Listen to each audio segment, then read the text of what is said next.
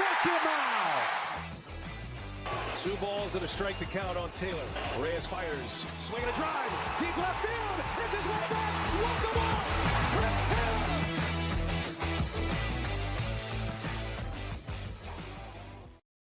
What's up, everyone? Welcome into DodgerHeads Live, presented by DodgerBlue.com, part of the Blue Wire Podcast Network. My name is Jeff Spiegel, joined tonight by Matt Moreno. And Matt, we're here covering an over 500 baseball team.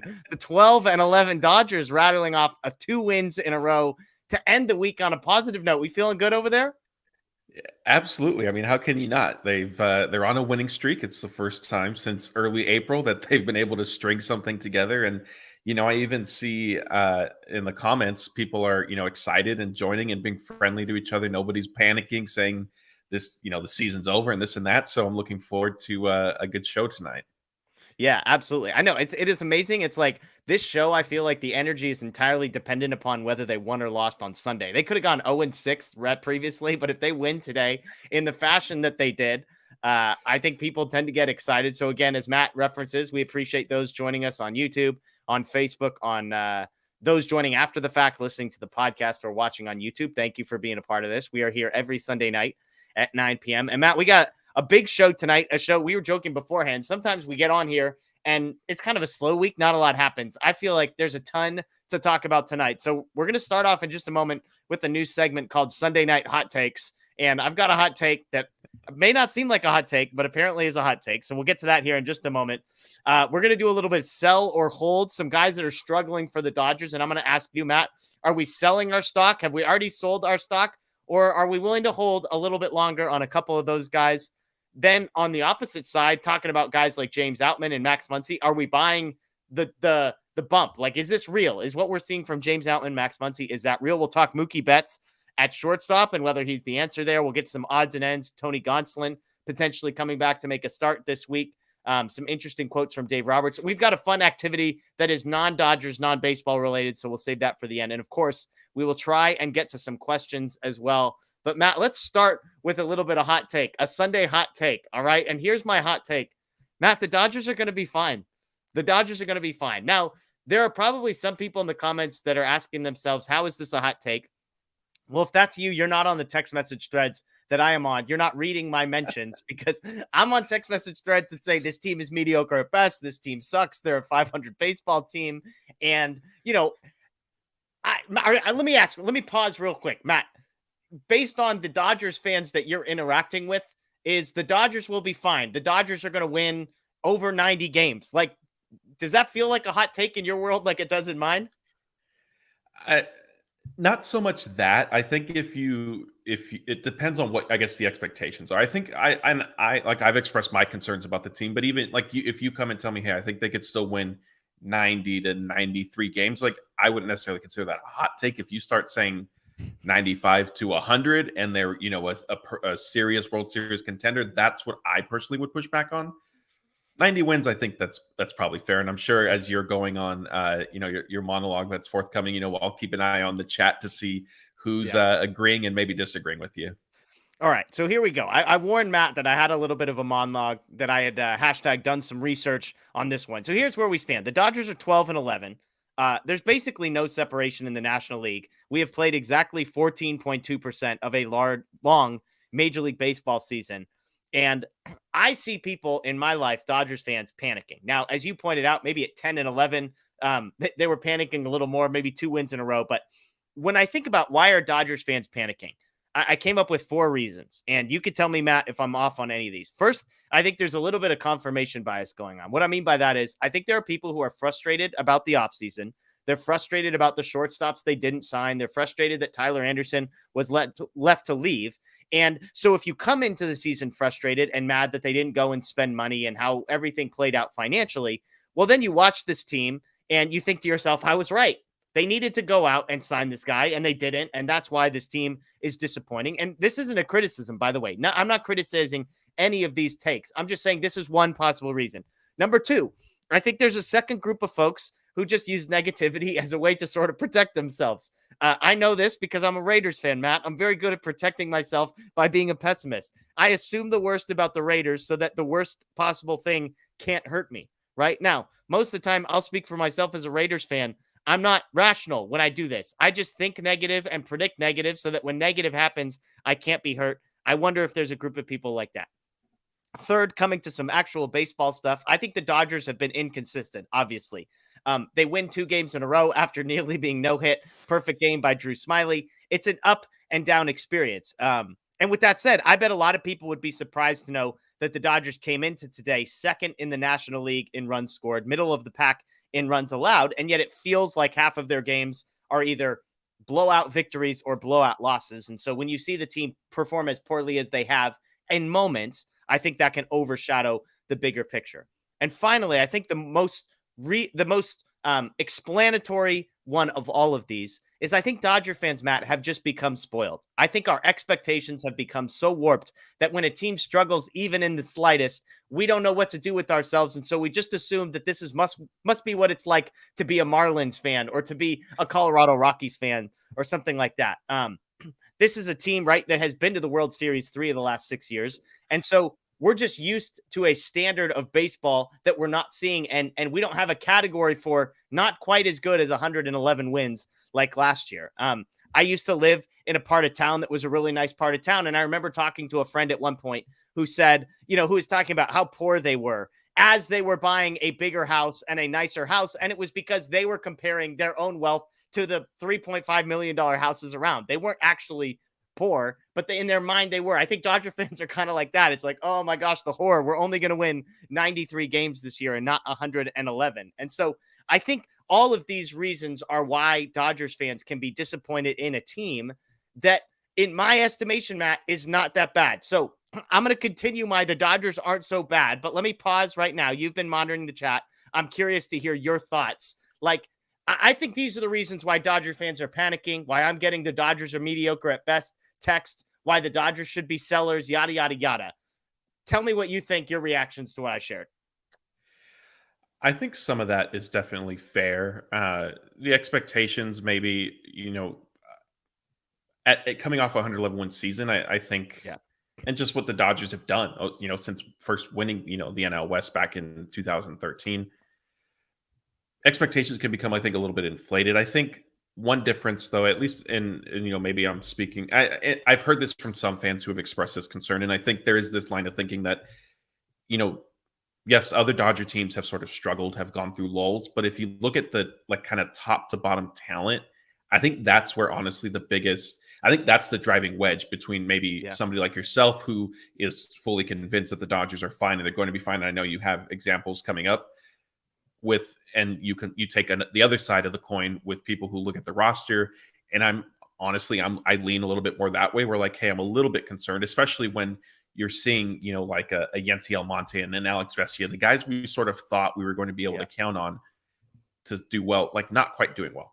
All that being said, like I'm concerned now. Do I think, that they're doomed, that they're certain that they're doomed no matter what? No, it is a long season and, things happen. And I think, what a lot of people forget is 2018, that team was like 14 games under 500 at some point. Like they got off to an awful start. Now, the caveat there again is I think, that one was very much based on like a Justin Turner injury, Corey Seager, obviously, stuff like that.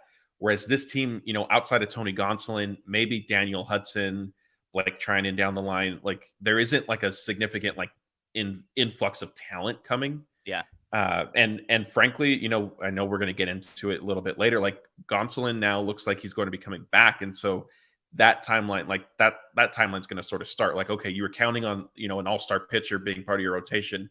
Now he is. And so if the Dodgers still continue to struggle, I think it's going to feed into more of like, hey, what kind of team do we really have here? Yeah. And I think I want to piggyback on something you said, which is the talent is different on this Dodgers roster. And the first thing I'll say is I agree with you. But what I think the trouble that I've seen people running into is the comparison point, the reference point that they use to describe this year's talent is last year's talent. It's not anybody else in the league around them. So when we say, oh man, the Dodgers, the bottom of their lineup is terrible. Yeah, it's worse than it was last year and the year before that and the year before that and the year before that. But look around, like most of us don't have reference points to what does the number 7 hitter for the Milwaukee Brewers look like? Like what does the number 8 hitter for the Miami Marlins look like? And so we're not comparing to, oh my gosh, our number 7 hitter is way worse than theirs. We're just comparing it to the years when it felt like we had all-stars at every position, when Gavin Lux was hitting 290 last year as the number 9 hitter for the Dodgers. And so the exercise that I did is I went through and said, all right, give me like the top 9 teams in the National League, and let's look at top end talent offensively and from pitching staff. Now, I'm not going to get into bullpen stuff because I think that's a little in the weeds, but let me just show you first. These are the top 5 offensive players in the lineup for all of the top teams in the National League. Now, I'm not going to read through all these, but I'll just give you a few. Obviously, Atlanta, you've got Acuna, Olsen, Riley, Albies, Rosario. That's really good. But even as you get to Rosario, you can kind of see like we hit the 4 and then we hit the 5th, and it's a little bit. The Brewers, one of the better teams in the National League so far. Christian Yelich, Jesse Winker, Willie Adames, Rowdy Tellez, and then Contreras. You've got the Diamondbacks, a team that's currently winning the National League West. Rojas, Marte, Carroll, Walker, Smith. I'm going to go out on a limb and say most of us couldn't give you the first name of all 5 of those guys, the 5 best hitters on the Diamondbacks. A team like the Phillies, Stott, Trey Turner, Schwarber, Castellanos, Real Muto. Like, these are good in some cases. Like, you look at the Padres. The Padres are stacked, okay? The Mets, really, really good. But then you look at the Dodgers, Mookie Betts, Freddie Freeman, Will Smith, Max Muncy, James Outman. Like, those are their 5. JD Martinez is number 6 on this list. Matt, when I look at this list, I don't see a group on here that is like, I don't see a single group in the National League that is dramatically better than the Dodgers 1 through 5. And the reason I didn't go 1 through 9 is in part because that would be way too many names to put up on your screen. But second of all, like, I just think everybody struggles once you get to the 7, 8, 9 hole of their lineup. We're not used to that as Dodgers. So I'm curious. I'm going to do pitchers next. But as you look at this list, I mean, you look at like a team like the Cardinals. Okay, we know Goldschmidt. We know Arenado. Like Lars Nootbaar, Contreras, O'Neill, like compared to Smith, Muncy, I mean, Outman, the way he's hitting right now, JD Martinez, like, I think the Dodgers 5 stacks up against every other team on this list. I agree with you. And, you know, if we're looking at top end talent, the Dodgers certainly have it. I think still, though, one issue within that is, particularly this season, like the lineup, the offense has definitely been boom or bust. Yeah. And if we, you know, take the Cubs series, for example, 17 of their 22 runs scored in the 4 games were via home run. Yeah. And, you know, Cubs, we've by seen, the way, like, lead the National League. They're number 1 in the National League in runs scored. So, like, I get it. And I think, though, what people may push back on is, and we saw, like, the Dodgers saw it last year. We saw it last year covering the team. Games aren't won on paper, because if they were, the Dodgers would have run away with the playoffs after running away with the regular season. And so that's a valid argument. The talent is there. I don't necessarily, the top end talent's there. I don't think people are necessarily questioning that. But, you know, the pitching, and I know you'll get into that next, like, that also kind of becomes another issue. Yeah, absolutely. Absolutely. So let me just skip ahead. Here's the starting rotation as it stands for these teams. Okay. So like when you see the Mets, obviously Scherzer is in there, but Verlander's not. For the Dodgers, Gonsolin's not on this list. But again, you know, some of these groups, the Braves, okay, Max Fried, Spencer Strider, Charlie Morton, that's nice. Elder and Wright, that's their 4th and 5th starter. Corbin Burns, we know about him with the Brewers. Then it's a bunch of guys like Freddie Peralta, Wade Miley is their 5th starter right now. You go to the Mets, Scherzer, Senga, Lucchesi, Peterson, Miguel. Like, we saw some of those guys. Those aren't names that scare you at the back end. Even the Padres, Michael Wacha and Seth Lugo are 4 and 5 starters for the Dodgers, or excuse me, for the Padres. And even, you know, the Phillies, Nola and Wheeler, really good. And then it's Walker, Suarez, and sort of a TBD. So again, when it comes to the Dodgers, Kershaw, Urias, Dustin May, those 3, in my estimation, stack up against just about anybody. And if Gonsolin is even 75% as good as he has been the past couple of seasons, Noah Syndergaard's been okay. He's been plenty fine for a number 5 starter. But again, my point here isn't to say, like, look how amazing Noah Syndergaard is, look how amazing JD Martinez is. My point is to say the reference for comparing the Dodgers of 2023 cannot be the Dodgers of 2022. We should be comparing them to the other teams around them in the National League. And my point, Matt, is when you do that, you will not be disappointed or as frustrated as you are, because you'll realize that the Dodgers don't have worse problems than everybody else. They just now have the same problems as everybody else. That's fair. And I agree with a lot of what you said. I think, you know, for me specifically, it still kind of comes down to production. And that hasn't I know you admitted it, you'll recognize, and you're not going to shy away from this team has been inconsistent so far. And I think that's the biggest issue is, again, like, yeah, you put the Dodgers on paper, okay, they look okay. Like, don't compare them to, last year's All-Star team. That's fine. But then when you look at, maybe like Freddie Freeman, for example, like he's somebody who the Dodgers are counting on. And I'm sure come the end of the season, his batting line is going to look like what you would expect it to, but like he's in a rut right now. And so, that I think is the issue. And with Dustin May, I think he is still a little bit of you're banking on the potential, and that's certainly valid, but we haven't seen, a long line of success or history with him just because one, he's so young, and two, like this is still his first full season since Tommy John surgery. And so you don't necessarily know how that's going to unfold maybe 2 or 3 months from now. And that could be some cause for concern. But yeah, I mean, I think like I agree, like putting those names on paper, it looks great, but unfortunately, like we've learned, like that's not where games are played.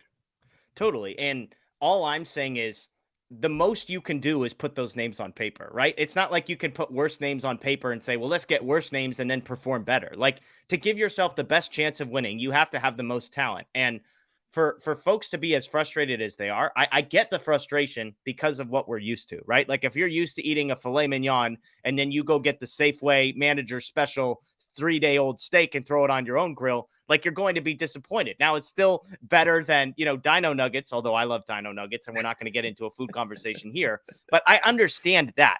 I'm just trying to say, hey, Dodger fans, if you're frustrated, if you're disappointed, if you're angry with how this team has played out, like, look around you and realize that from this point forward, your team has as much of a chance, if not a better chance, to be successful moving forward just based on the talent they have.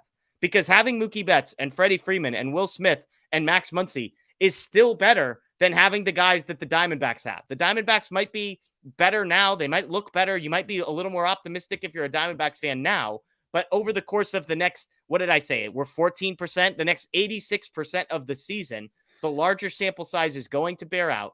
And the Dodgers, as we stand today, may not have as much talent as the 2022 group, but they have as much, if not more talent than the teams that they are competing against. And again, they're 12-11. They're like 4 games out of the win column of the best team in the National League. So I know it's frustrated, and I understand the frustration. I'm just trying to say, if you put it in perspective, there's more hope and there's more optimism than maybe I sense from Dodgers fans.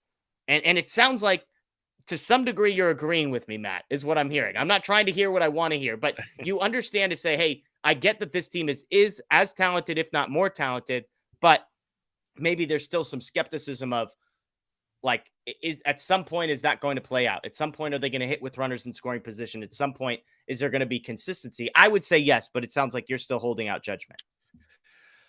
A little bit. And I think, to like, it's human nature. Like you look at last year's team, and I know that's not what we're wanting to necessarily compare them to, but it is, I think, human nature, right? Like, you look at last year, and that team had a far and away more talent, right? I think that's fair to say. Yeah. And yeah, absolutely. And they fell short, right? So now I think if you're looking at this team, and if you can recognize, like, okay, maybe don't necessarily compare it to the 2022 roster, but there is not as much talent top to bottom on there. And then, even with saying, hey, like, it is still kind of matching up well, at least in the top end, with some of the rest of the National League and the sorry, I lost my train of thought. The other National League contenders type thing. Yeah. Like, you can see it there, but you remember, like, the elite players weren't able to do it. And so, like, is there concern? Like, is this inconsistent group that's already showing to kind of be boom or bust, or like, are they going to get it going? I don't know if I articulated that correctly or very well, probably not. And I apologize for that. But yeah, I mean, I'm sure fans who have followed us know, like, I'm not one to, like, push a panic button. Like, I recognize, like, it is a long season, but yeah, like, me personally, I am a little skeptical and a little concerned of, are enough things going to kind of shake out and line up the way it would have to for this team to win a World Series? Let me ask you a question this way, Matt. Based on the team that the Dodgers have put together, do you think the performance that we have seen is an accurate representation of the talent that they have? Like, do you think if we're doing like, a weird statistical model, like, is this the 50th percentile outcome so far where it's like, yeah, this is about what I expected? Do you think when you look at the way that a guy like James Outman has performed, would you even say, I actually think this is like a 70% outcome? Like, I actually think this is better than average that they're 12-11, or would you go the other way and say, look, as good as Outman has been, look at how bad Freddie Freeman has been, look at the injury to Will Smith, that kind of thing. Like, where do you land on the amount of talent that they have and the way that it has played out? Is this what you expected? Does this feel right for this group?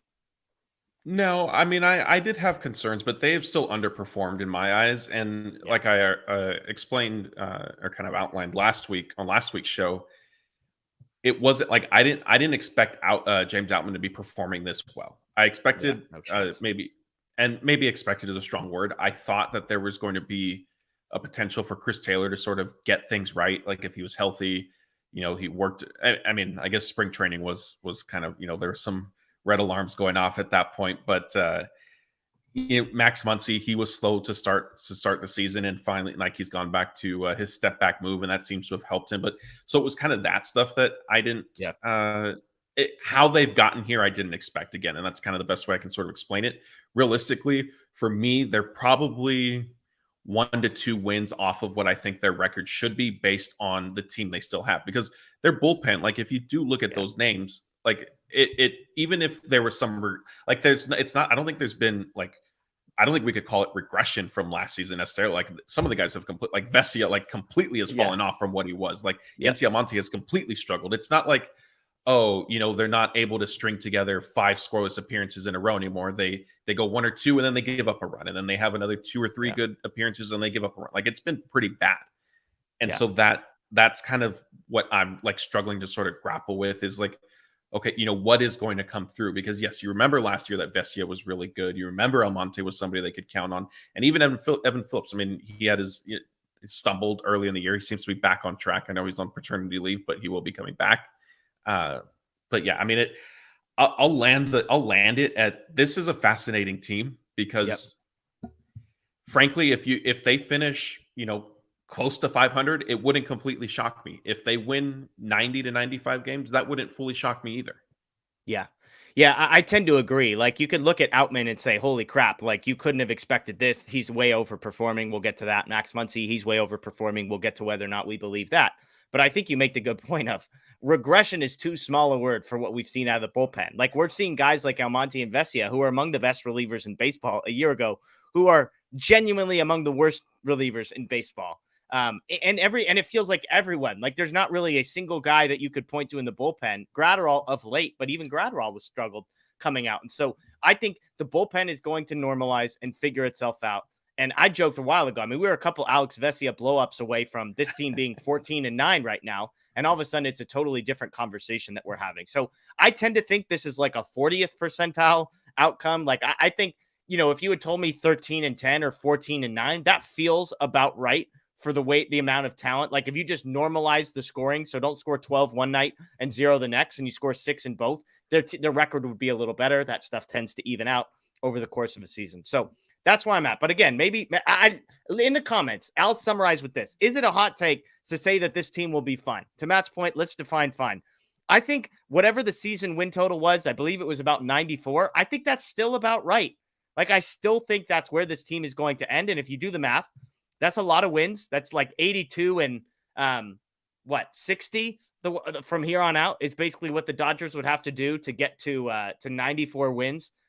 So is that a hot take? Michael says, yes, that's a hot take. There you go. So Michael agrees with me. Nomo Splitter Derek says it's not a hot take. We were fine before. Hot take for the present, according to Alleluia One. So we've got a mix there. But let's get to some other topics, Matt, and we kind of have touched on this one a little bit. Let's do a little bit of sell or hold. I'm going to give you 4 names of guys who are struggling so far. You tell me, are you selling your stock? Are you holding your stock? Or in some cases, has your stock been out of your account for a long time? Let's start with Chris Taylor. He's hitting 111 on the season with a 196 on base and a 378 slugging percentage. He has probably the most interesting box score. He's 5 for 45 on the season, Matt. He has 5 hits. He has 4 home runs. So he has 4 of his 5 hits have been for home run. He struck out in 41% of his at-bats. This coming off a season last year, we had a 677 OPS and a 35% strikeout rate. So he has somehow been worse than he was last year, which is hard to believe. Are you selling Chris Taylor stock? Are you holding Chris Taylor stock? Or did his stock leave your account months ago? Yeah, I mean, maybe not necessarily months ago, but I did feel like I might have sold this at some point, like within the past 2 or 3 weeks. And it's just an unfortunate situation. And I think again, like I referenced it either last week or 2 weeks ago. Like you can see it weighing on Taylor, and it's understandable. Like it's just his swing. I think a lot goes into it, and so my interpretation is then there's kind of a lot that needs to go right to kind of get it back to the place that he wants it to be. And unfortunately, like I just don't necessarily see that happening. And it's coming, like obviously it's coming at such a bad time with just everything else that has gone on with the Dodgers roster out of Taylor's control. But with Gavin Lux obviously being lost for the rest of the season because of the ACL stuff, Miguel Rojas struggling and having his own injury, and so like they were giving Taylor hasn't. It's not for like a shortage of opportunities, because one issue I brought up, question I raised was it's kind of like Dodgers sort of between a rock and a hard place of needing to give him at bats, I think, to try to find a rhythm, but then also like how long can you stick with him going 0 for 4 with 3 strikeouts every night, because like we have both agreed this lineup doesn't have the depth in it to kind of withstand that anymore, especially when Max Muncy was going through his own struggles as well, and now Will Smith is still on the concussion IL. Freddie Freeman's in his own rut. And it just it kind of just it makes it more difficult for the Dodgers to, like I said, to absorb some of these empty at bats that Taylor is having. PS on Freddie Freeman real quick. It's crazy how bad he's been for the last 2.5 weeks, and he's still hitting 295 on the season. So just Freddie Freeman's slumps are just different than the rest of our slumps. Okay. Yeah, I mean, my stock is long sold on Chris Taylor. It's gotten so bad that we have a running joke in our group chat that I was kicking the tires on Javi Baez because that's how low I am on Chris Taylor. And as I've tried to explain, it has more to do with my feelings on Miguel Rojas and Chris Taylor than it does on my feelings on Javi Baez. But that just gives you a perspective on where I'm at on Chris Taylor. Confidence is low. But that's where I'm at. Matthew Martinez says, hold Chris Taylor. Don't give up. So there you go, Matthew. The prices are good on Chris Taylor's stock. If you wanted to buy, now is the chance. Next one, Matt, this is going to hurt you a little bit. If you already sold your Chris Taylor stock, I know you have a strong position still here on this next account. Austin Barnes is the next one. If you thought Chris Taylor's line was ugly, let me introduce you to Austin Barnes. He is 2 for 32 this season with 2 singles and 2 walks. His OPS is 206. You heard me correctly. His on-base percentage plus his slugging percentage is 206. This is a guy who last season posted a 704 OPS. That was his first year over 700 since 2017. Look, Austin Barnes isn't going anywhere. Let me clarify on that one. Like, nobody's expecting him to not be on the team. Austin Wynns is not taking his job. Hunter Fiducia, no matter what he does at AAA, is not taking his job. Give me your Austin Barnes take, Matt. I'm waiting eagerly to hear what you want to say about your guy, Austin Barnes. I mean, well, first and foremost, I'll remind you that he is the World Series champion. And is not Jeff Spiegel says, and he's got Will Smith and holding my face there. And he's also Blake Snell's absolute daddy. So we've got that going for us too. Yeah. And, on today, Sunday, if you're watching this live, he did he had a single, I think, before Mookie's home run. So he did help set the table. But I mean, yeah, if you probably have to sell this just because it's been a rough start for him. I don't think he'll hit this poorly for the entire year, but I think he's going to start. I sure hope not. Dear God, if he's hitting 060 something for the entire year, we are long in trouble. He's going to start approaching kind of the territory, though, where like if you struggle for so long that it sort of doesn't matter what you end up doing, short of hitting like 500 the rest of the year, like your batting line at the end of the season, like with Max Muncy, when we've seen him sort of struggle, like the second half, he turned it around, but then you look at his season numbers and it's still like barely 200. And you're like, wait a minute, I thought this guy was, tearing the cover off the ball. Yeah. I think that's, kind of what's going to potentially end up happening to Austin Barnes. But yeah, I mean, I think you have to sell at this point. Yeah, I'm with you. It's not awesome for Austin Barnes. I joke that I want him to not swing until there's 2 strikes. Then you can start swinging and hope for the best. I mean, to the point about depth, one thing I will say about this group, as bad as Bellinger was in the past, as bad as Chris Taylor has been in the past, there's a difference between 190 and 060. I mean, that's both fall into the category of bad, but those are different degrees of bad. And so the Dodgers needing, I mean, Chris Taylor's hitting 111 and Austin Barnes is hitting 060. You got guys like Peralta, who's hitting 220, Hayward 170. So it's there's a lot of bodies down there. Let's move over to the bullpen. A couple names that we have mentioned. Sell or hold on Alex Vesia. Vesia thus far this season, 6 1/3 innings, 9.95 ERA, just a 23% strikeout rate, a 10% walk rate. This is the number that's mind-blowing to me. Walks and hits per inning pitched is 3.32. A good whip is like 1. Kershaw's career is 1.00. Vesia is giving up more than 3 batters per inning, right? So more than 3 equals a run for Vesia, which is why he's giving up more than a run an inning, 9.95 ERA. He has had back-to-back scoreless appearances, Matt, but he's also walked a guy in his last 4 appearances. Where you at on Alex Vesia? I'm holding. I don't think he's going to pitch this poorly for the rest of the year. Like I mentioned earlier, I don't think this is the regression that you could argue was sort of coming. But yeah, so I'm going to hold because I see him still sort of balancing out somewhere between what he pitched at, last year when he was at sort of his peak and what we're seeing now. I think Dave Roberts is going to certainly still give him plenty of opportunities. And, I know I've seen some people in the comments saying it's a pitch clock issue. Yeah. I don't necessarily know if that's the case. But if it is, if I start to sense that, then I'm going to join you guys because as a lot of our listeners and viewers know, I'm not very pro pitch clock. But I think it's just, it's to quote our good friend Blake, you can't really trust any relief pitcher year to year because things happen. Yeah. I think we're seeing a little bit of that, and I think some of it is just bad luck. Vesia does have the ability to be sent down to the minor leagues. I mean, are we nearing the point for you where you send this guy down to the minor leagues, let him tweak a couple things, build up some confidence, or do you let him keep trying this thing out at the major league level?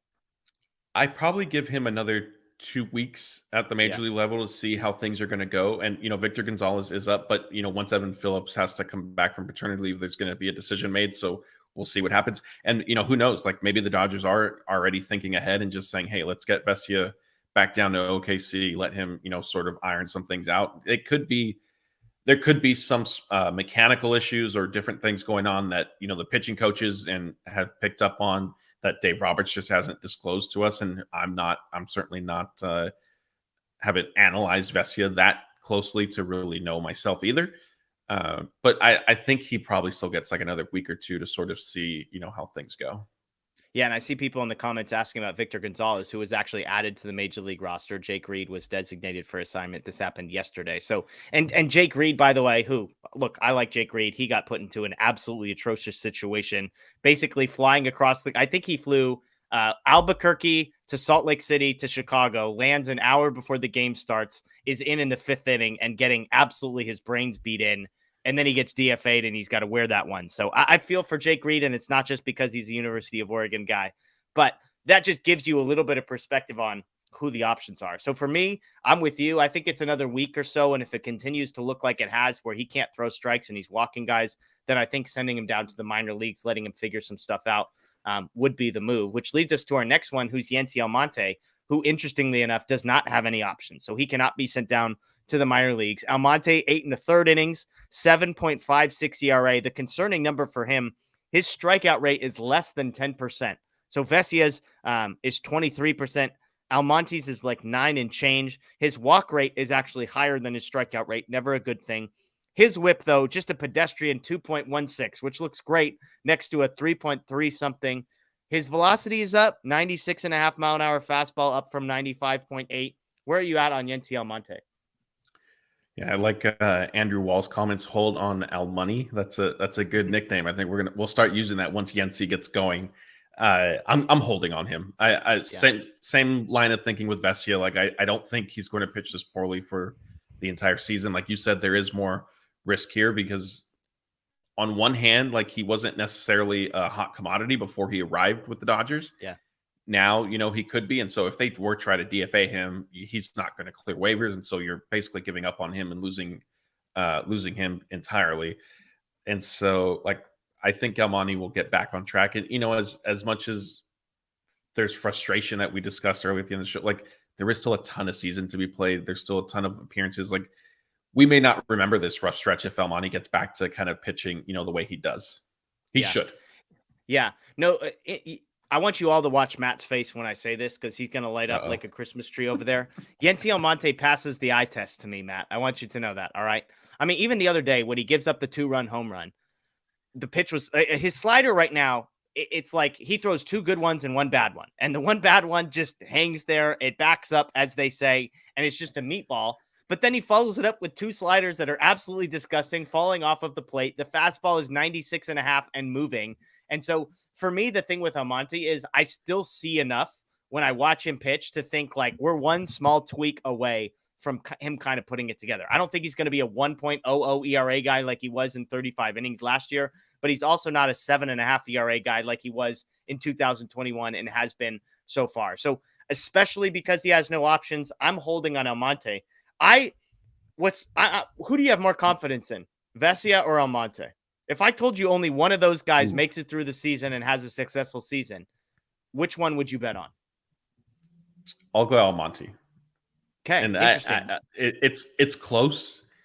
I think because I said eye test. It's because I said he passes the eye test, isn't it? That is what pushed it over the edge for me. It is close. I think with my concern with Vesia is we sort of have seen like these stretches that he goes through, and I guess to his credit, like he does rebound and pull himself out of it. But I'll side with Almani. But again, like it's a close call.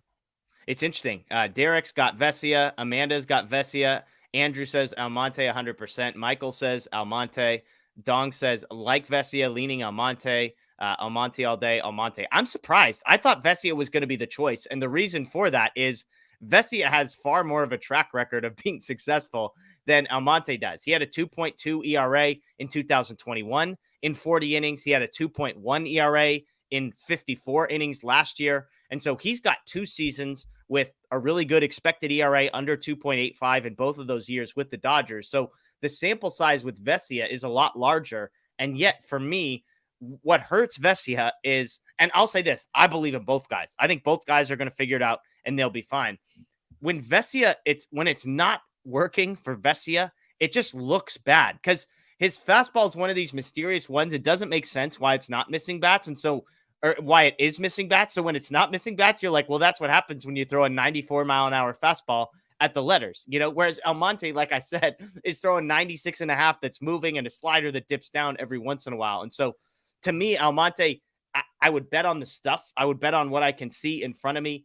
But Vesia gives you 2 full seasons of a sample size and a lot of success. And when Vesia is at his best, we're talking about one of the best relief pitchers in baseball, a strikeout rate that is absolutely insane. I mean, I think it was like a 13.09 strikeout rate for Vesia last season. He's still this year striking out 12.8 batters per 9. Part of that is he's just not getting very many outs. So he's got the strikeouts aren't awesome, but he's not getting very many outs and giving up a lot of hits. So let's flip, Matt, from the negative for guys who are struggling. Let's talk about a couple of guys that have been incredibly positive for the Dodgers so far. How real is what we've seen from James Outman? I'll give you some stats here. Right now, in all of Major League Baseball, James Outman is 3rd in Fangraphs wins above replacement. Let me repeat that. 3rd in all of Major League Baseball in wins above replacement. He's tied for 5th in home runs. He's 2nd in the majors in slugging percentage. You look at the Baseball Savant page, it's all red. Strikeout rate and whiff rate are the 2 exceptions, so not great there. He's 91st in expected slug, so the slug is not like a fluke. The way how hard he is hitting the ball is for real. 91st in expected slug, 91st percentile in expected weighted on base percentage, 91st in sprint speed. And how about this, Matt? 95th percentile in outs above average defensively. How real is all of that? Obviously, none of us are projecting that he's going to win the MVP as he's currently on pace for. But, I mean, is the All-Star game out of the realm of possibilities for a guy like James Outman? I don't think so. And, I don't obviously like this pace, the 2 or 3 home runs, in 3 or 4 games. Like, I don't think he's going to sustain that, just because if he does, like, that would be earth shattering, record type thing. Yeah. What's encouraging is the kind of the plate discipline. And I know, like, he does sort of strike out, but for the most part, like, all things considered, I think he's shown a relatively good eye for the strike zone. Like you said, he's making contact. I think, the most encouraging thing is when there are mistake pitches, he's taking advantage and he's doing damage. And that doesn't always happen. And will some of that, tail off? Maybe, just because it's baseball, things happen. I think, we've seen it with Miguel Vargas already. Like, pitchers have sort of started to exploit, like, the top of the zone with high fastballs is what he sort of has a hard time hitting. So that will come at some point with James Outman. But I think, he's very much going to be, and I cast some doubt on this earlier in our shows earlier in the season. And but I think he's very much going to be kind of in the thick of, the NL Rookie of the Year race. Yeah. One of my bold predictions was that Miguel Vargas would finish third among Dodgers in Rookie of the Year voting. So we still needed a Gavin Stone appearance. But part of that was how high I was on James Outman.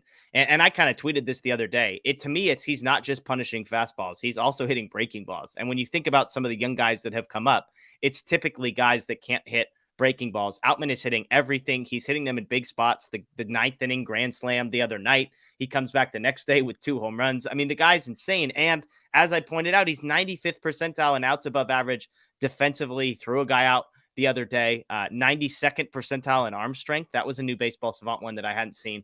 StatCast metric there. So again, this is the 100th percentile for James Outman, what we are seeing. But the idea that this could settle around a 250, 260, 265 batting average with 35 home runs and incredible defense, like, suddenly doesn't feel totally crazy. We are just 14% of the way through a season. There's a long way to go. Pitchers will adjust, pitchers will react, but it's hard not to be excited about what this guy is doing so far. And again, there's something about just the way that he carries himself.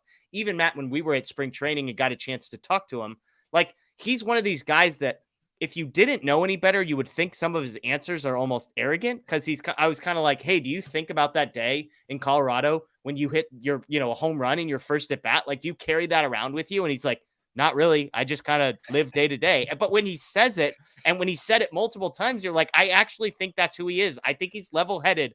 I think he's very chill. And I think he just has a way about himself that he never gets too high and he never gets too low. And while he's enjoying the moment, it's not like a guy who's going to turn into some prima donna and completely change. And that's part of the reason I think I'm so excited.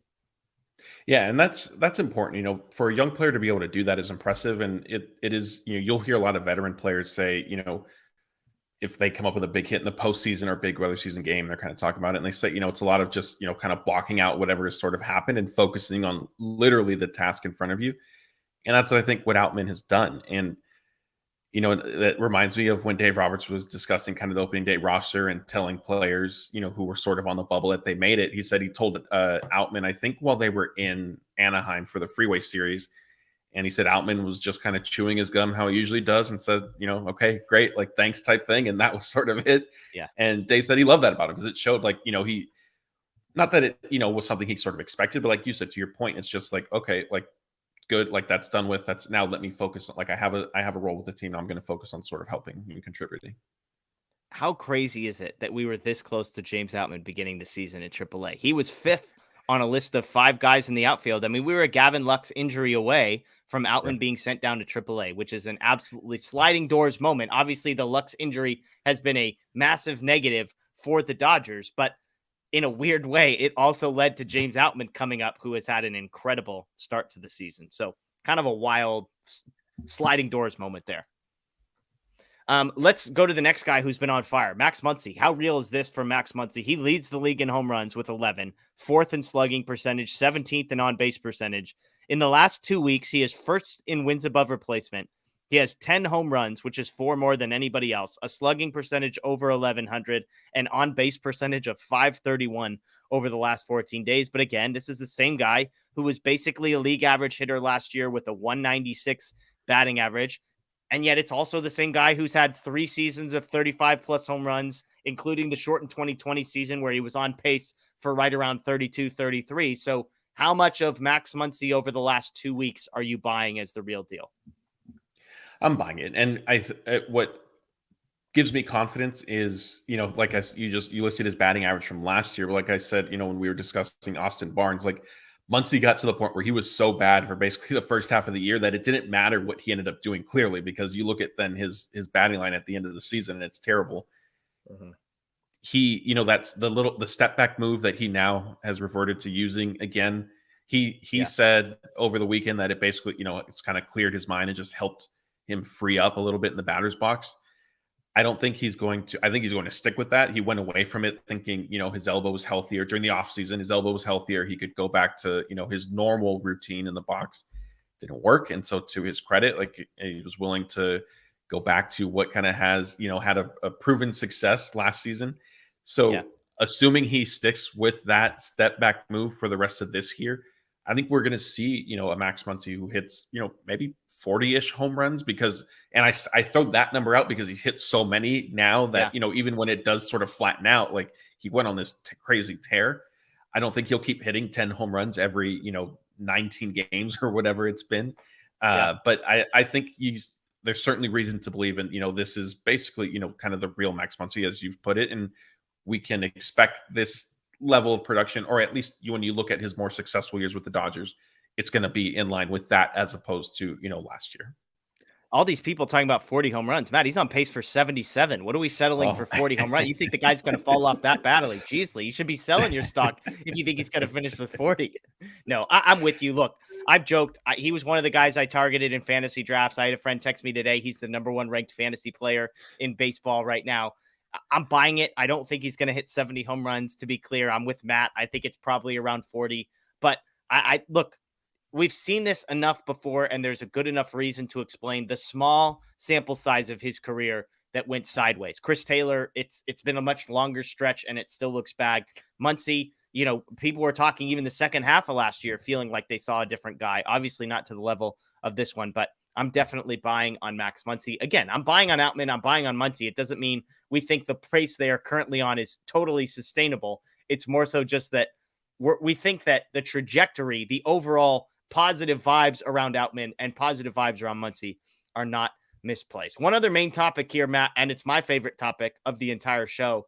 Dave Roberts, quote, "It looked right to see Mookie Betts at shortstop." Matt, we've been saying this. DodgerHeads has been saying this for a month and a half, that Mookie Betts was the best option at shortstop. I said, the guy's a freak athletically. Everything he does defensively is good. Why wouldn't he be able to handle shortstop? He's got the speed. He's got the quickness. He has the arm. He has the hand-eye coordination, the reaction ability. And, oh, by the way, we didn't even need him to be amazing at short. Just be average. We knew the hit was going to be there. The Dodgers had the worst offensive group at shortstop prior to this.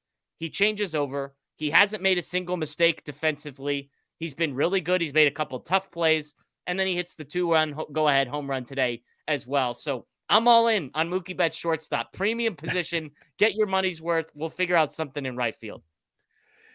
Yeah, I agree with you, because the alternatives have been poor and subpar, like to say the least. I'll leave it at that.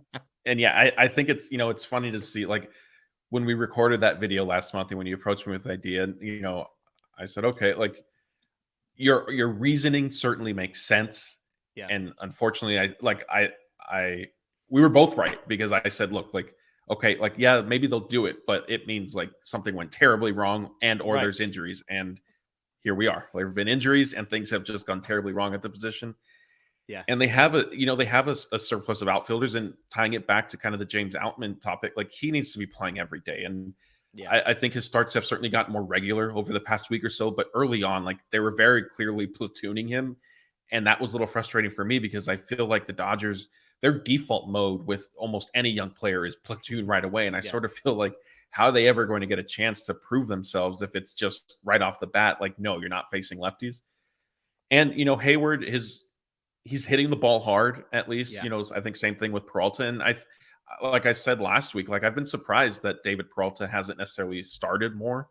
And so I think, if you look at kind of the overall roster, and the Dodgers kind of along the lines of thinking with James Outman making the team, and yes, it was very much related to Gavin Lux's unfortunate injury, but the Dodgers still could have optioned him, but they went with, kind of their best players. And that's what you sort of need to do right now. It's been a little bit of an uneven start to the season.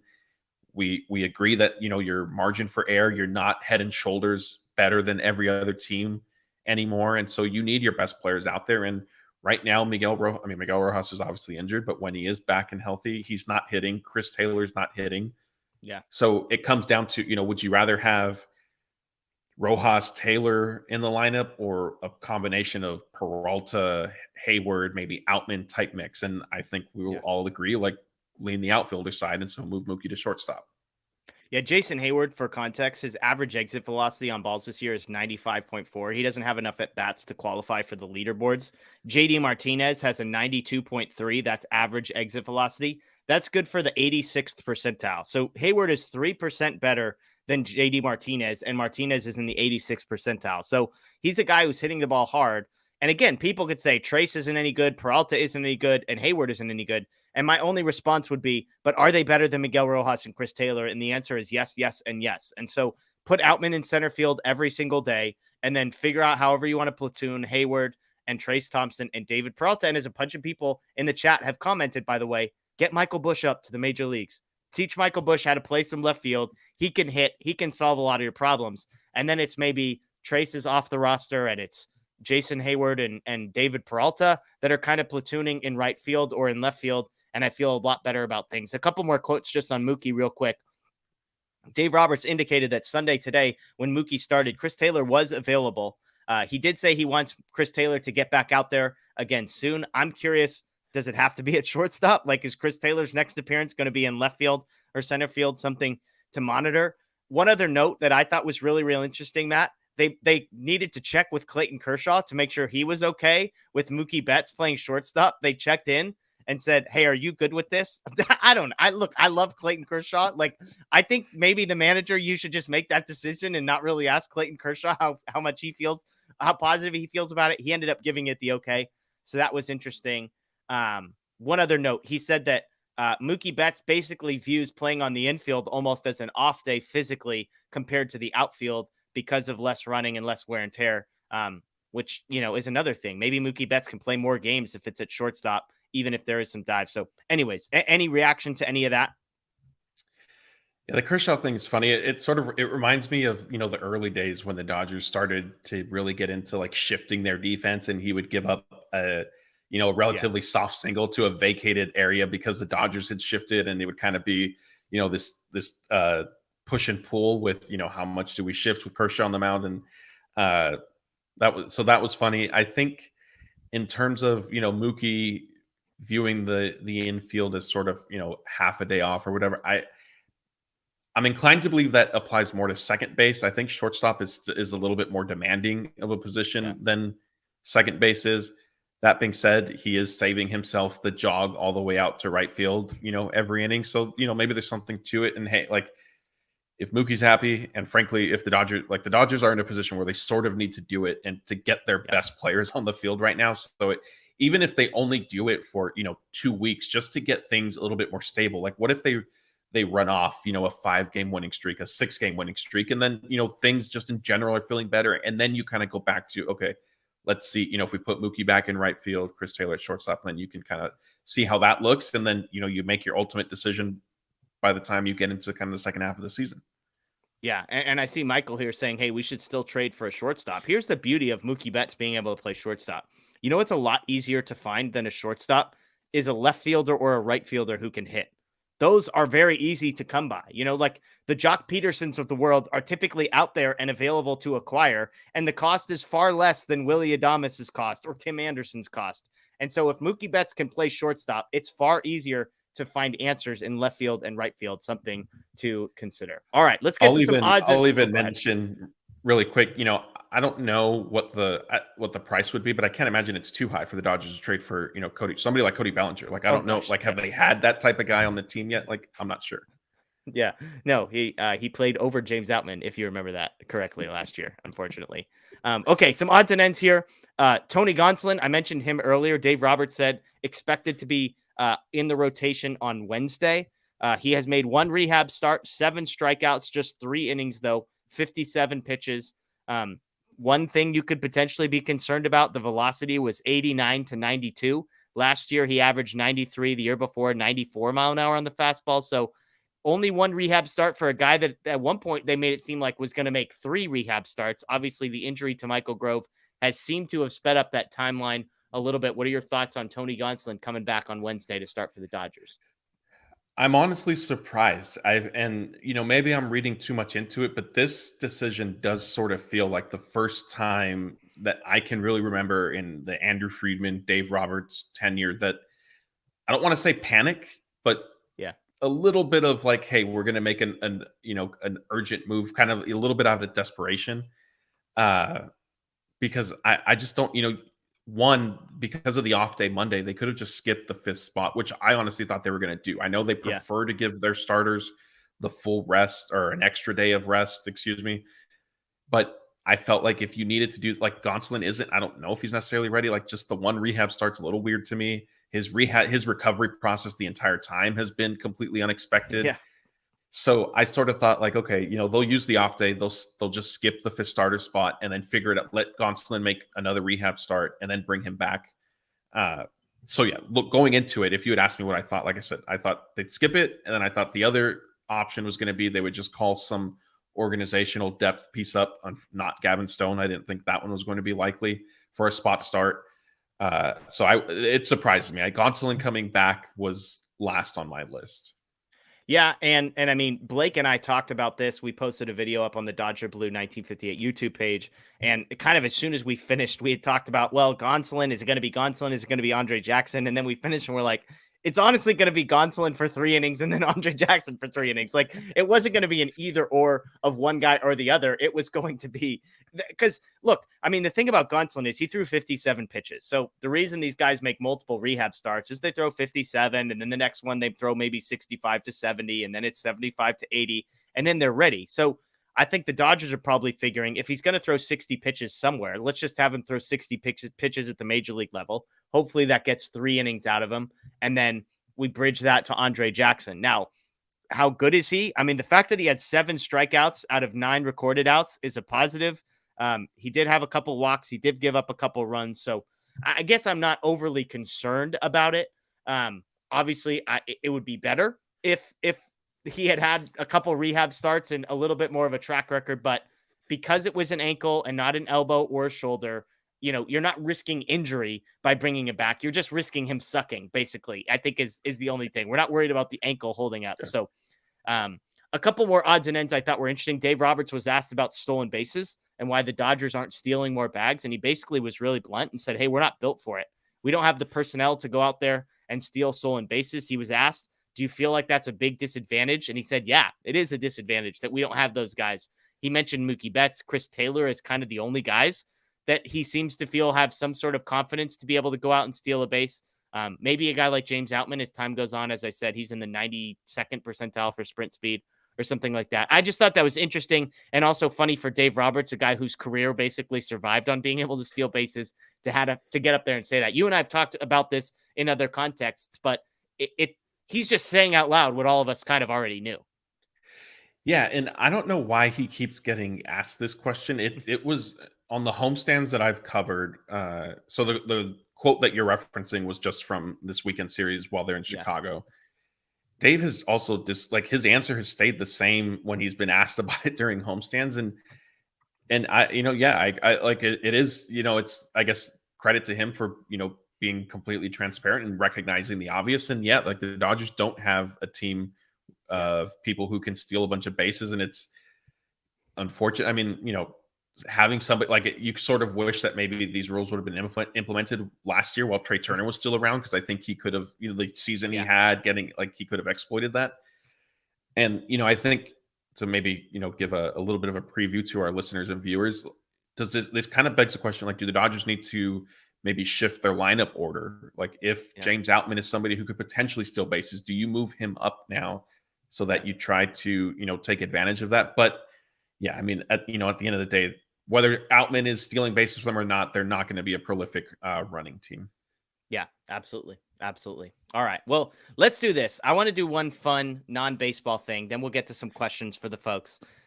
This Thursday, Matt, is the NFL draft. It's an event as a Raiders fan that I've come to love because it is the only optimistic moment of a Raiders fan's 12-month calendar.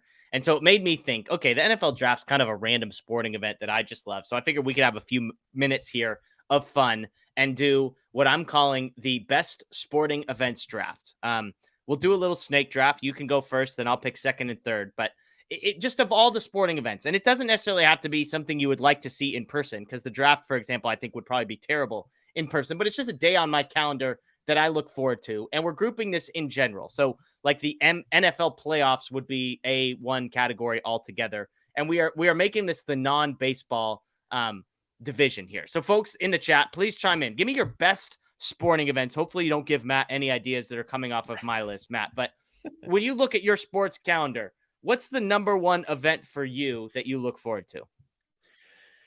Yeah, so I sort of cheated a little bit, and I will narrow it down as I'm explaining it. But I'll start off broadly with college football.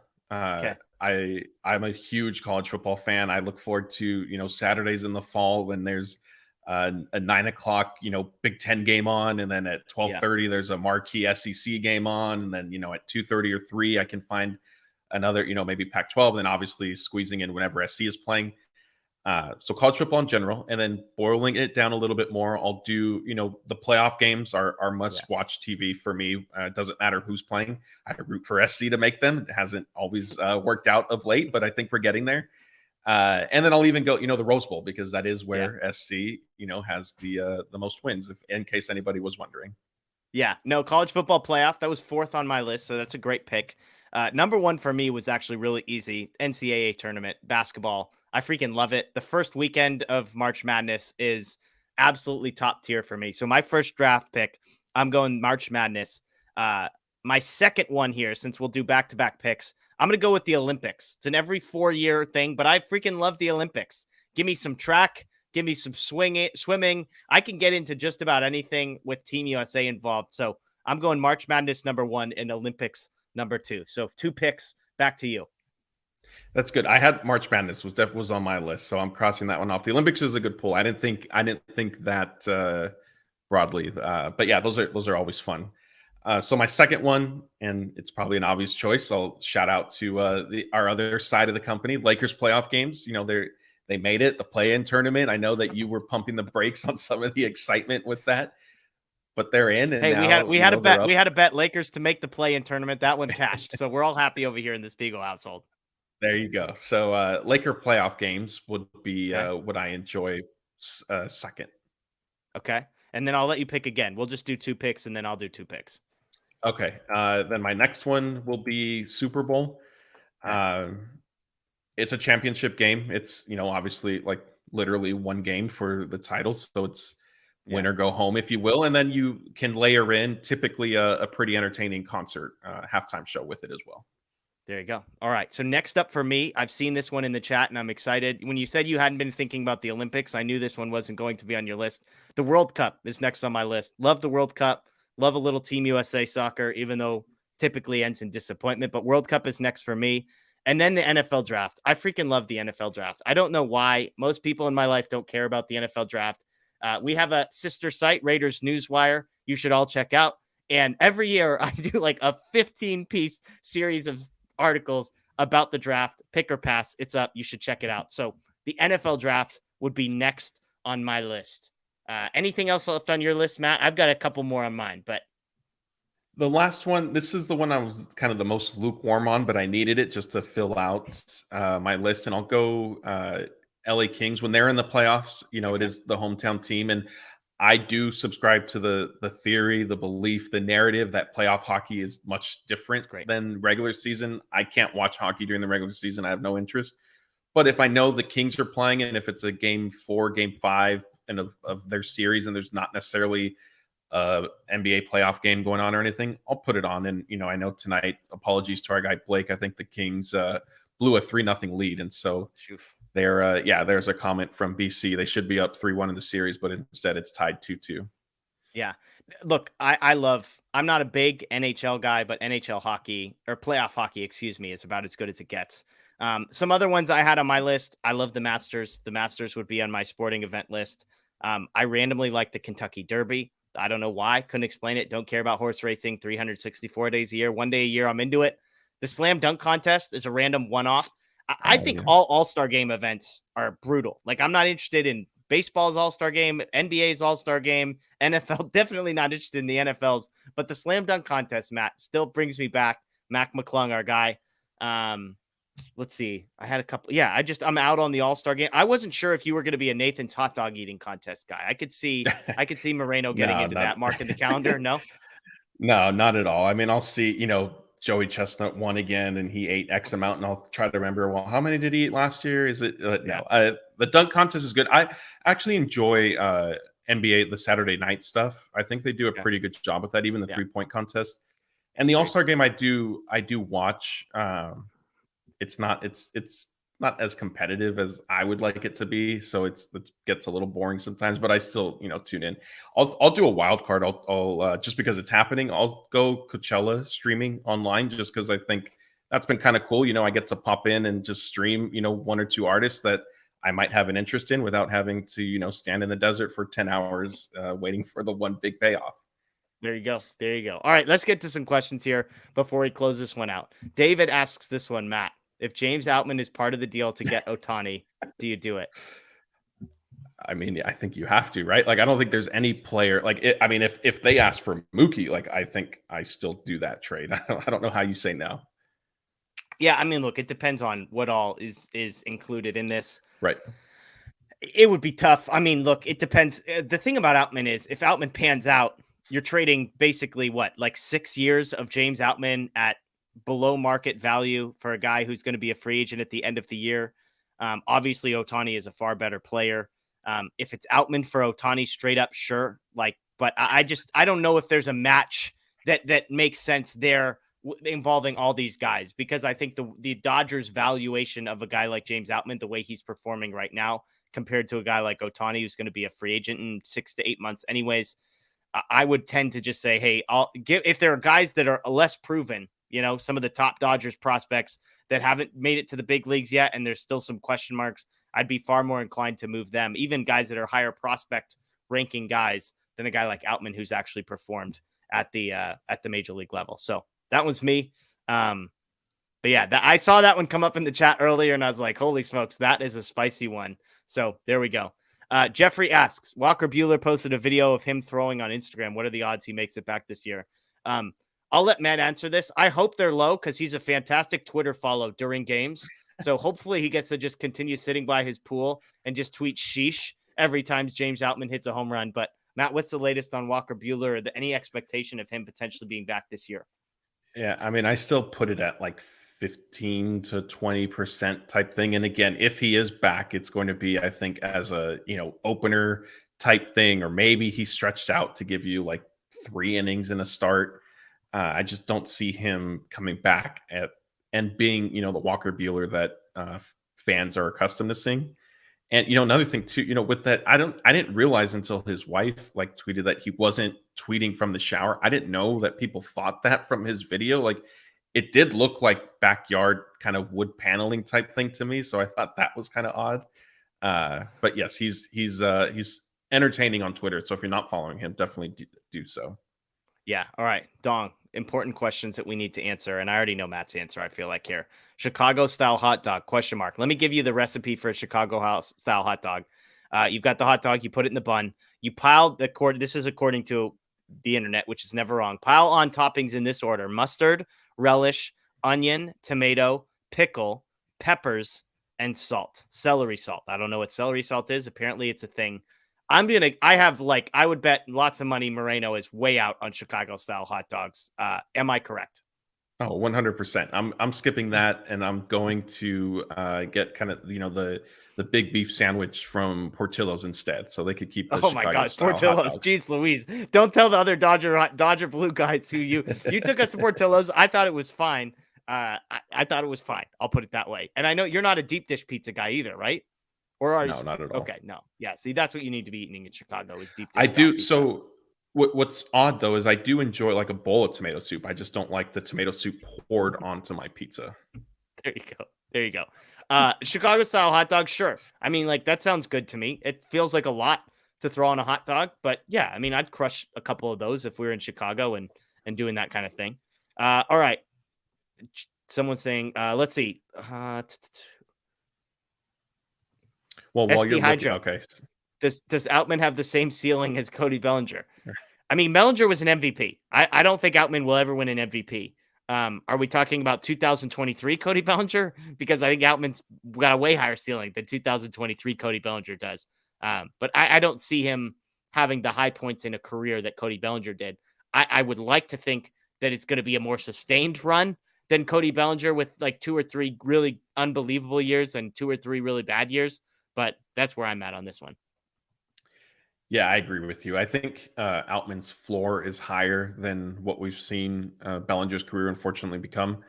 But in terms of high end, kind of the huge peaks, I don't know if Outman can get that high, but I think we will see, maybe a little bit more consistency from him.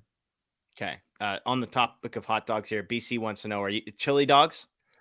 Yeah, that's so. Well, chili cheese dogs. I can't do just chili. I'm a cheese guy, so I need cheese and I need some extra cheese on top of that. But yes, yeah, all in on chili cheese dog. Give me a Tommy's burger while we're there, some chili cheese fries.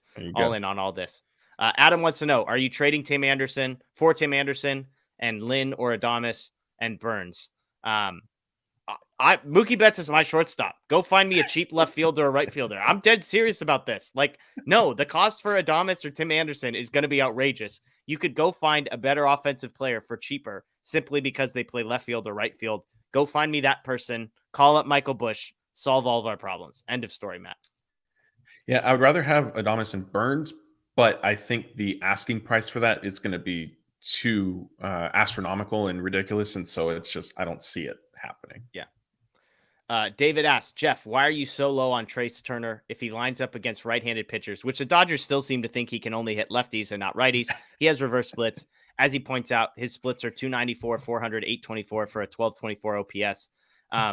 Look, I hate being the guy that says, well, if you take out this one game, if you take out the 3 home run game, he's been really, really bad ever since then. So that's my low point, on top of the fact that the sample size of him being successful is the smallest out of all of these guys. There's a reason he was on 3 different teams last year. He was incredible for the Dodgers. He struggled in spring. He had one good game, his first game of the regular season, and has been pretty mediocre since then. So I'm not, he has done the 3 home runs in totality of what he's done now is better than I would have expected him to do. But if you told me that he doesn't finish the season as a member of the Dodgers, I'm still not going to be surprised by that. Do you agree? I still would be a little surprised by that. Okay. But I agree with you. It is tough. Like, to say, take, like you said, you don't want to say like take out that one game, but like that one game was such an anomaly. It wasn't like he went like 2 for 5 with a home run and a double. I mean, he hit 3 home runs, and so it is clearly an outlier. And yeah, it's tough. And you wanted, he wanted to obviously hit lefties better. The Dodgers sort of needed him to be able to do that, but I mean, there's been nothing to kind of show that will lend itself to becoming true. And part of the reason I talk about him not being here is just look at the makeup of the roster. Like Peralta, they're paying $6.5 million for. Then there's Hayward. Then there's Outman. And then there's Thompson. Those are 4 guys that can only play the outfield. And then Mookie Betts. So if Mookie Betts is not your everyday shortstop, that's 5. If you want to get a guy like Michael Busch or really anybody, if you want to go trade for a left fielder or a right fielder, like one of those guys isn't going to survive it. And they sure seem attached to Jason Hayward in a way that, I mean, Trace Thompson plays less than any of the rest of these guys do. And Peralta, they paid $6.5 million for and seems to be a really positive clubhouse guy. He's a top step guy. He's a celebration guy. So that's just do the math on the roster piece there. And that's where I get there. I like this comment from TQT. I can tell you this, Outman doesn't have the floor that Bellinger had. Let's hope that's true. We don't know that for sure, but we hope so. That reminds me real quick. That reminds me of a tweet we got to Dodger Blue. I think it was today or yesterday. Somebody saying, James Outman is not Joey Gallo or something like that. And I like quote tweeted them and I said, yeah, like you're right about that. Like he's not Joey Gallo. 2 different people. Scarlet and Blue. Do you think Bumgarner is done or is he going to the Rangers? I think he's washed. I'll tell you that. I bet he gets another chance somewhere, but I think he's washed. Yeah, he'll get a chance just because it can be at the minimum at this point, but I don't see him really contributing for anybody. TQT, when is Vargas going to start showing something other than a nice walk rate? Be careful around our guy Scott and our guy Blake. It's like the Vargas thing is a really sensitive topic on the old Dodger Blue text thread. I'll just leave it at that. Yeah, Let's I mean, I know that Scott's brought up it could be that some remnants of getting hit on his thumb a couple weeks ago, and his swing hasn't necessarily been the same. I think that's a possibility. But yeah, I mean, you hope that Vargas, kind of starts to even out a little bit and start giving them a little bit of production in terms of hitting before too long.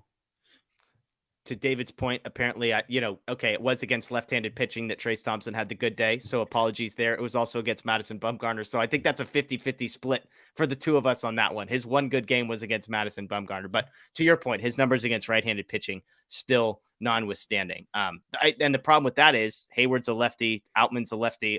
Those are guys that are all going to be playing against righties. So Hayward clearly is getting more opportunities there. Okay, let's do one last question here. Jake asks, do you think we have a more established closer by the trade deadline? I think Brusdar is the guy they want in the ninth. Look, Brusdar's been great. He's starting to miss bats. He's starting to strike guys out. Today, great eighth. They bring him back out for the ninth, and then in classic fashion, I'm like, hey, great move. He's pitching. You get a couple insurance run. Why not? And then all of a sudden the bases are loaded and the tying runs up, and you're like, and we're just going to let Brusdar figure this one out. Yes, catcher's interference from Austin Barnes and a bloop single, but it's like, geez Louise. Like, I mean, the first out he got looked like it was going to be a gapper. Positionally, they had Peralta right where he needed to be. So anyways, that notwithstanding, do you think the bullpen is an area that the Dodgers focus on, or do you think Vesia, Almonte, they figured out Reyes comes back, Fireisen comes back, Trinan comes back, Hudson comes back, and that's the reinforcements they need? It's a tough call because now with the 60-day IL move for Hudson, he's not going to be back until later, and so there's less time to really. He's technically not going to be eligible to be back until later, just because his return date now has been pushed into either end of May or early June. Doesn't mean that that's when he'll return. Mm-hmm. But you are going to have less time. They were anticipating him hopefully coming back like the end of April, early May, and so you would have a couple months to sort of evaluate what you may have in your bullpen. I don't think they'll necessarily trade for a closer. I think if anything, they would just get another, maybe quality relief pitcher and figure out how they handle the ninth between Phillips, Gratterall, and whoever they're potentially trading for. Yeah. There you go. All right. Well, that'll do it for us tonight, folks. We really appreciate those joining us live. We appreciate those listening after the fact. Again, Google, Spotify, Apple, wherever you get it, search DodgerHeads. Rate, review, like, follow. We greatly appreciate that. For those watching via YouTube, please subscribe, ring the notification bell. We put out content Monday through Friday. We do a couple live shows throughout the week, every Sunday night included amongst them. Normally we do live watch parties, but all the Tuesday and Fridays that we are set to do, Tuesday is another 3:30 game, Friday's an Apple TV game, so we don't have access to it. So we might be doing a live post-game show still on one of those over on YouTube. So just stay tuned for some details around that. But again, we appreciate you joining us. That is Matt Moreno. You can follow him. New Twitter handle at Matthew__ Moreno. You can follow me at Jeff Spiegel. Of course, Dodger Blue 1958 everywhere on social media. You can follow the Dodger Blue account and, of course, DodgerBlue.com as well. Enjoy the rest of your night. And as always, go Dodgers.